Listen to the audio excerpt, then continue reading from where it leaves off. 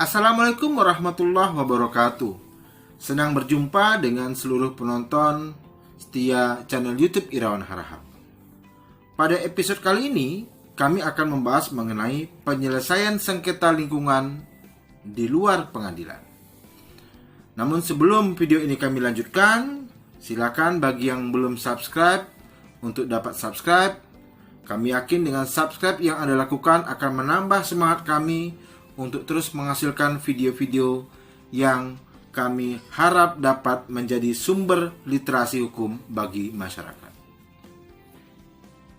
Rekan-rekan semuanya, ketika kita membahas mengenai penyelesaian sengketa lingkungan hidup, tidak lepas kita dari istilah apa itu sengketa lingkungan hidup, yaitu perselisihan antara dua pihak atau lebih yang timbul dari kegiatan yang berpotensi dan atau telah berdampak pada lingkungan hidup.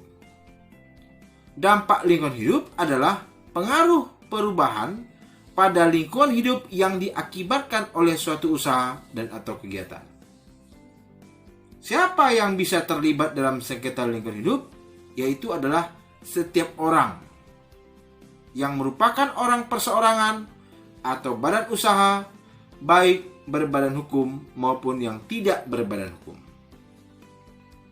Undang-Undang Nomor 32 Tahun 2009 menggariskan bahwa penyelesaian sengketa lingkungan hidup dapat ditempuh melalui pengadilan atau di luar pengadilan. Ketentuan ini dimaksudkan untuk melindungi hak keperdataan para pihak yang bersengketa. Kenapa?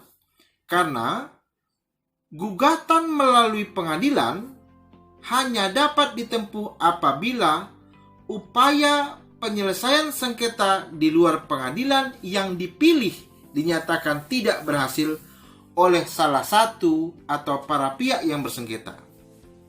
Ketentuan ini dimaksudkan untuk mencegah terjadinya putusan yang berbeda mengenai satu sengketa lingkungan hidup untuk menjamin kepastian hukum. Kami jelaskan sedikit. Apabila ada dua pihak atau lebih yang dihadapkan pada sebuah sengketa lingkungan hidup dan mereka telah memilih penyelesaian sengketa di luar pengadilan, maka penyelesaian sengketa di luar pengadilan tersebut haruslah dulu dilalui sebelum diajukan gugatan melalui pengadilan.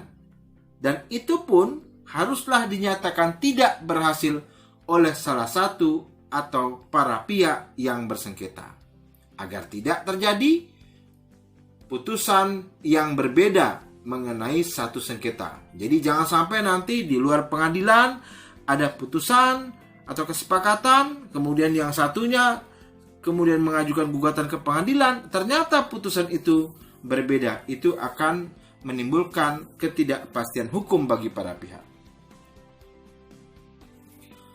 Penyelesaian sengketa lingkungan hidup di luar pengadilan dilakukan untuk mencapai kesepakatan mengenai 1. Bentuk dan besarnya ganti rugi.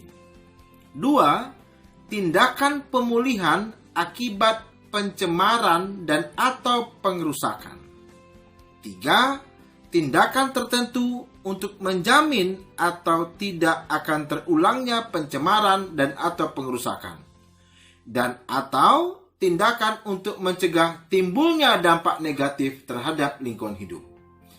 Pada episode-episode yang lain nanti kami akan membahas mengenai apa itu pencemaran, apa itu pengerusakan di dalam kajian hukum lingkungan. Menjadi hal penting, penyelesaian lingkungan hidup atau penyelesaian sengketa di luar pengadilan terkait dengan lingkungan hidup tidak berlaku terhadap tindak pidana lingkungan hidup sebagaimana diatur dalam Undang-Undang Nomor 32 Tahun 2009. Dalam penyelesaian sengketa lingkungan hidup di luar pengadilan dapat digunakan jasa mediator dan atau arbiter untuk membantu menyelesaikan sengketa lingkungan hidup. Masyarakat dapat membentuk lembaga penyedia jasa penyelesaian sengketa lingkungan hidup yang bersifat bebas dan tidak berpihak.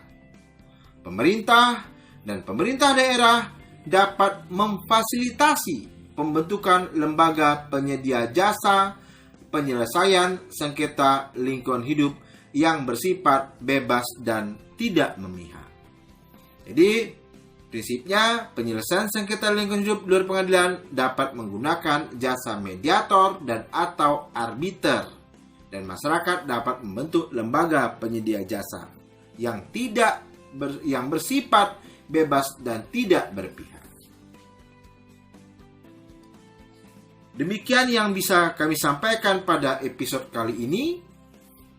Apabila ada pertanyaan yang hendak diajukan, silakan dapat mengajukan WA kepada kami di nomor 0817 25 0381. Semoga bermanfaat. Silakan subscribe channel kami. Terima kasih. Salam hormat, saya Irawan Harahap dari Pekanbaru.